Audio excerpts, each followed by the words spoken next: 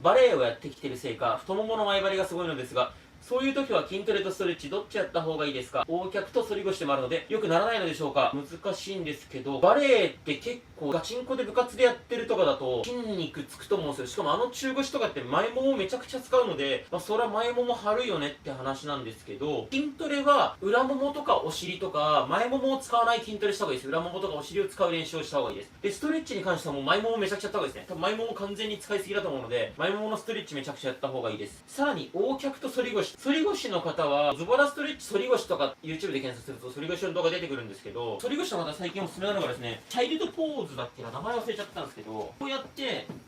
丸まるんですよ。で、このまま深呼吸する。頭は下に下げておいて深呼吸する。こうすると腰丸まるので、反り腰の方はめっちゃ効きますね。頭下げたまま、